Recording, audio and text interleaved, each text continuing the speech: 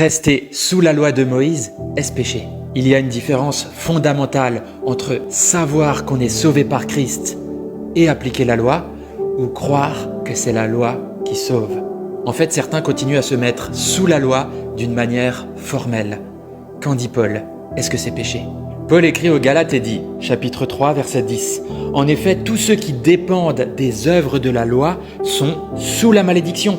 Car il est écrit, « Maudit soit tout homme qui ne reste pas fidèle à tout ce qui est écrit dans le livre de la loi pour le mettre en pratique. » Paul explique en fait ici que si tu t'attaches à la loi pour être sauvé plutôt qu'à Christ, alors tu dois suivre toute la loi et tu es donc sous la malédiction de la loi, car tu n'arriveras jamais à la suivre parfaitement. En fait, tu ne peux pas être sauvé si tu décides de croire que c'est les œuvres de la loi qui vont te sauver. Galates 5, verset 4 nous dit encore « Vous êtes séparés de Christ, vous tous qui cherchez à être considérés comme justes dans le cadre de la loi. Vous êtes déchus de la grâce. » Attention, cela ne signifie pas que si vous voulez suivre la loi, vous êtes séparés de Christ et déchus de la grâce. Il est bien dit que c'est dans le cadre où vous cherchez à être justifié, rendu juste par la loi.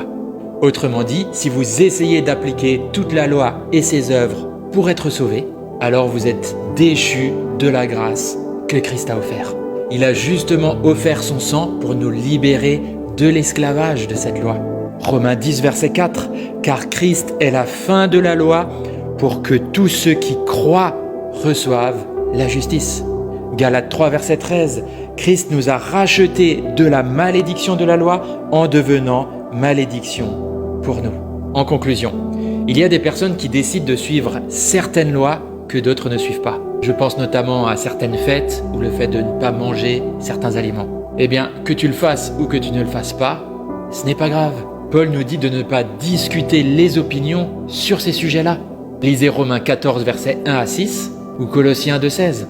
Là où ça devient dangereux, c'est lorsque quelqu'un juge son prochain pour ce qu'il fait ou ce qu'il ne fait pas.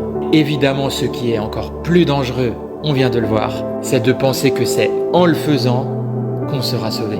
Car à cause de cela, tu te retrouves déchu de la grâce, alors que c'est la grâce seule qui sauve. Soyez bénis.